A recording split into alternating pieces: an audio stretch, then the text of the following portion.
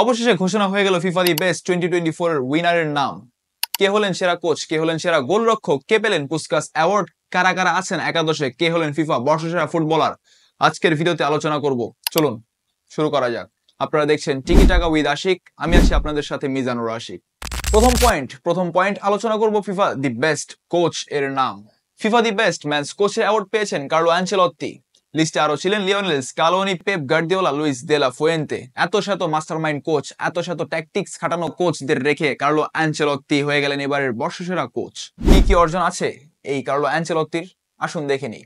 UEFA super cup, UEFA champions league, লা লিগা, club world cup, এত শত অর্জন কার্লো আনচেলত্তির ঝুড়িতে। সেই কারণেই বোধ হয় কার্লো আনচেলত্তি বর্ষসেরা কোচ হয়েছেন। এক ফুটবল বর্ষ পঞ্জিকায় কার্লো আনচেলত্তির অর্জন। লিওনেল স্কালোনির কেবল কোপা আমেরিকা, লুইস দে লা ফুয়েন্তের কেবল ইউরো।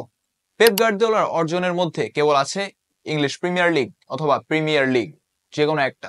দ্বিতীয় point, the best goalkeeper award, the men's best goalkeeper Emiliano Martinez দেখিয়ে দিয়েছেন তিনি অনবদ্য। আর্জেন্টিনার গোলবারের অতন্দ্র প্রহরী, শুধু আর্জেন্টিনার বললে ভুল হবে, অ্যাস্টন ভিলার গোলবারের অতন্দ্র প্রহরী এমিলিয়ানো মার্তিনেজ যা করে দেখিয়েছেন তা আর কোনো গোলরক্ষক করতে পারেননি। ফিফা দি মেন্স টানা দুইবার বললে ভুল হবে, 2022 সালের পর 2023-এ এডারসন মোরাইস এবং 2024-এ আবারও এমিলিয়ানো মার্তিনেজ পেয়েছেন এই অ্যাওয়ার্ড। এবং এমিলিয়ানো মার্তিনেজের সাথে আরো যারা নমিনেশন পেয়েছেন তারা হলেন জিয়ানলুইজি ডোনারুমা, অ্যান্ড্রি লুনিন এবং এডারসন মোরাইস। তাদের অর্জনের কাছে এমিলিয়ানো মার্তিনেজের যে অর্জন তা একেবারে নগণ্য। এমিলিয়ানো মার্তিনেজের 2024-এর বেস্ট অর্জন ছিল কোপা আমেরিকা জয়। সেই কোপা আমেরিকা এমিলিয়ানো মার্তিনেজকে আরো এক ধাপ এগিয়ে নিয়ে গেছে।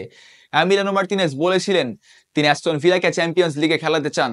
অ্যাস্টন ভিলার হয়ে এমিলিয়ানো মার্তিনেজ তার সেরা পারফরমেন্স করে যাচ্ছেন। সর্বশেষ 6 ম্যাচে 5টিতে ক্লিন শিট। অবশ্য এমিলিয়ানো মার্তিনেজকে একটা ধন্যবাদ দেওয়া উচিত অ্যাস্টন ভিলা কোচের। The best Puskas, FIFA the best goal স্কোরারের পুরস্কার, যেটাকে বলা হয় পুস্কাস অ্যাওয়ার্ড। দ্বিতীয় ম্যান ইউনাইটেড প্লেয়ার হিসেবে পুস্কাস জিতলেন আলেহান্দ্রো গার্নাচো। অবশ্য প্রথম ম্যানিউ প্লেয়ার হিসেবে জিতেছেন ক্রিস্টিয়ানো রোনালদো, এবার দ্বিতীয় ম্যানিউ প্লেয়ার হিসেবে জিতলেন গার্নাচো, অর্থাৎ রোনালদোর শিষ্য জিতলেন এবার পুস্কাস অ্যাওয়ার্ড। আর্জেন্টিনার তরুণ তুর্কি, তিনি এভারটনের বিপক্ষে 2013 সালে যে গোলটি করেন bicycle kick, look like Cristiano Ronaldo, সেই গোলটির কারণে এবার পুস্কাস অ্যাওয়ার্ডে ভূষিত হন গার্নাচো। ক্রিস্টিয়ানো রোনালদো ঠিক একইভাবে গোলটি করেছিলেন জুভেন্টাসের বিপক্ষে চ্যাম্পিয়ন্স লিগে 2016-17 মৌসুমে, এবং পরবর্তীতে এই গোলটার রিক্রিয়েশন হয় আবারও গত বছর 2023-এ নভেম্বর মাসে এভারটনের বিপক্ষে ইংলিশ প্রিমিয়ার লিগের ম্যাচে। এবং গার্নাচোর ওই গোলটিকেই ফিফা বর্ষসেরা গোল অর্থাৎ বছরের সেরা একটি গোল নির্বাচিত করে এবং গার্নাচোকে পুস্কাস অ্যাওয়ার্ড ভূষিত করেন। The best 11, FIFA the best men's 11-এ কারা কারা জায়গা পেয়েছেন চলুন দেখে আসা যাক এক নজরে। ফিফা দি বেস্ট 11 সাজানো হয়েছে দুজন ল্যাটিন, 9জন ইউরোপীয় দিয়ে। গোলবারে আছেন আর্জেন্টাইন এমিলিয়ানো মার্তিনেজ, ডিফেন্ডার হিসেবে থাকবেন Daniel Carvajal, Antony Rudiger, Ruben Dias, William Saliba. Midfielder হিসেবে আছেন Jude Bellingham, Rodri, Toni Kroos. অ্যাটাকিংয়ে থাকছেন Lamine Yamal, Erling Haaland, Vinicius Junior. অর্থাৎ ল্যাটিন থেকে 2 জন এবং ইউরোপ থেকে 9 জন। মহাদেশ ভাগ করলে দেশ থেকে আছে কেবল 3 জন, ড্যানিয়েল কারভাহাল, রদ্রি এবং লামিনে ইয়ামাল। স্পেনের জয় জয়কার এই একাদশে। এই একাদশের জায়গা হলো না লিওনেল মেসি, কিলিয়ান এমবাপ্পের। এবার আসা যাক মূল পর্বে। FIFA the best men's player of the year, and this award goes to Vinicius Junior. গেল কিছুদিন আগে ব্যালন ডিওর যোগ্য, ব্যালন ডিওর দাবিদার ভিনিসিয়াসকে ব্যালন ডিওর না দেওয়ায় ফুটবল বিশ্বে অনেক আলোচনা সমালোচনা হয়েছিল। কেউ কথা বলেছে ভিনির পক্ষে, কেউ কথা বলেছে রদ্রির পক্ষে, কেউ বলছে ভিনি কেন পায়নি, কেউ বলেছে রদ্রি কেন পেয়েছে। ফিফা প্রেসিডেন্ট জিয়ানি ইনফান্তিনো তুলে দিলেন ভিনিসিয়াস জুনিয়রের হাতে।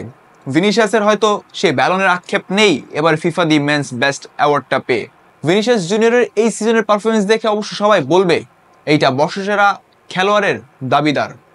তবে ভিনিসিয়াসের যদি ব্যালন ডিওরের কথাটা একটু বলা যায় তাহলে সেখানে বলা যাবে ভিনিসিয়াস কখনোই ব্যালন ডিওরের দাবিদার ছিল না। অনেকেই বলছে ভিনিসিয়াস জুনিয়রের এই সিজনের পারফরমেন্স নাকি বেস্ট। এইটাতে যদি ভিনি ব্যালন ডিওর দাবিদার হয় তাহলে বিগত বছরগুলোতে যেগুলো রোনালদো, মদ্রিচ পেয়েছেন সেইগুলোতেও মেসি যোগ্য দাবিদার ব্যালন ডিওর জয়ের। দর্শক, আপনাদের কি মনে হয় ফিফা দি বেস্ট এবার কি যোগ্য একজন ফুটবলারকে তাদের পুরস্কার তুলে দিয়েছেন নাকি না? কমেন্ট বক্সে অবশ্যই মতামত জানাবেন। ধন্যবাদ সবাইকে।